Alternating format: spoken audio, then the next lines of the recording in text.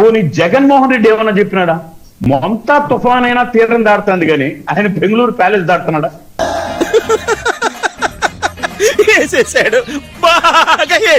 ఏంట్రా అంత టెన్షన్ పడుతున్నాను? ఈ ఊళ్ళో ఉన్నాడు రా, బిల్డప్ బాబాయ్ అని. ఆడు వచ్చాడంటే పెద్ద తలనొప్పి రా.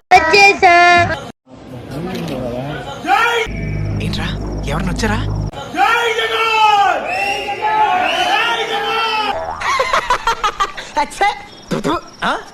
మీరా? ఎవరు? ఈ నసగడ అప్పుడే వచ్చాడంటే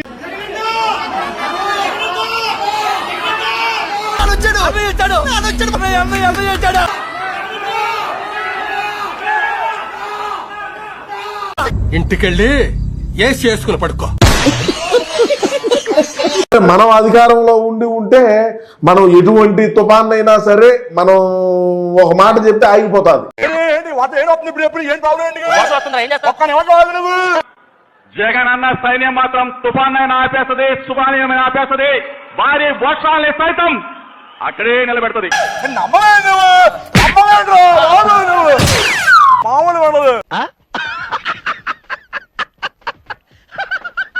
దేవుని దయ వల్ల ఏదైనా కూడా ఇటుకు వస్తా, ప్రేయర్ బాగా చేస్తాను. నేను పూజ చేస్తానండి. పూజ చూసి నేర్చుకోండి. దేవునికి ఇచ్చి పెడతాను. మరి చెయ్యి. నేను ఆల్రెడీ ఇంట్లో చేసి వచ్చాను. మళ్ళీ చెయ్యి. బాగా టైం పడుతుంది అంకుల్. పర్వాలేదు, మేము వెయిట్ చేస్తాం. తప్పదా? ఏం రాదా? తర్వాత జరుగుతుంది. నువ్వు నేను చేయగలిగింది ఒక స్థాయి దాకా చేయగలిగింది చేస్తావు, తర్వాత జరగాల్సింది జరుగుతుంది. ఈ ఫీల్ టవర్ ఇంత పెరిగాడు, ఇంత బ్రెయిన్ కూడా లేదు, బాడీ పెరిగిందే గానీ లోపలేం లేదు. లీడర్ అనేవాడు చేయాల్సిన పని ఏమిటి అని అంటే, అధ్యక్ష చెప్పురా, మొత్తం చెప్పు. అక్కడికి వెళ్లి డ్రామాలు చేయడం కాదు అధ్యక్ష చేయాల్సింది. లీడర్ అనేవాడు చేయాల్సింది ఏంటంటే అది కరెక్ట్ గా జరుగుతా ఉందా లేదా అని చెప్పి జరిగిచ్చేట్టుగా చేయడం. ఎవరురా నువ్వు? ఇంత టాలెంటెడ్ ఉన్నావు, సావు పోయే ముందు కూడా గొల్లుమని నవ్వేలాగా జోకిస్తున్నావు. You are really a god gifted child. చేయడం లీడర్ చేయాల్సింది.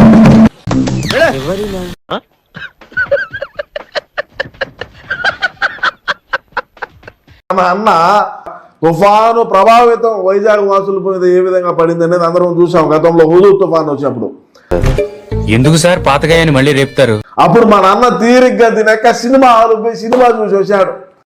మోస్ట్ ఇంపార్టెంట్ థింగ్ ఇస్ ప్రజలకు జరగాల్సిన మంచి జరుగుతా ఉందా లేదా. ఏమంటే నీవేం చెప్పినా మేము వచ్చారు మీకు న్యాయం చేస్తామని ఇంటికి వచ్చి దానం పెట్టి ఓటేయించుకున్నారు. ఇప్పుడు ఎక్కడ కొట్టాలరా? నిన్ను పట్టుకుంటే పని మార్గం లేదా? మోస్ట్ ఎఫిషియెంట్ పద్ధతిలో జరుగుతా ఉందా లేదా. జగన్ గారు, మీరు ఏ రూములో కూర్చుని కబుర్లు చెప్పడం కాదు సార్, ఒక్కసారి మా రైతు బాధ ఏదో చేలోకి వచ్చి చూడండి సార్.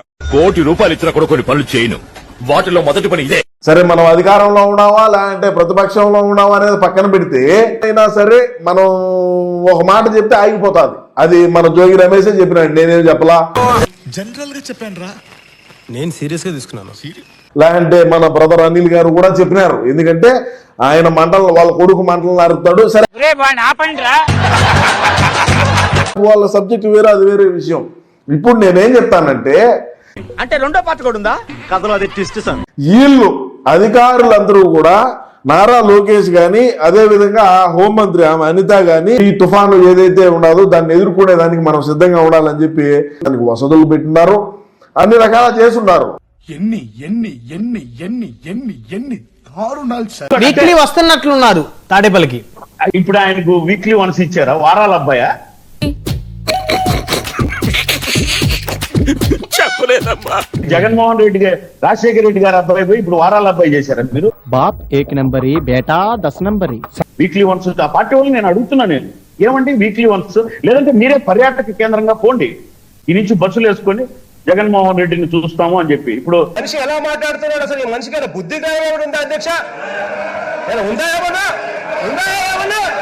చూద్దాంలే. చూడటం కాదండి, మీరు చెయ్యాలంతే.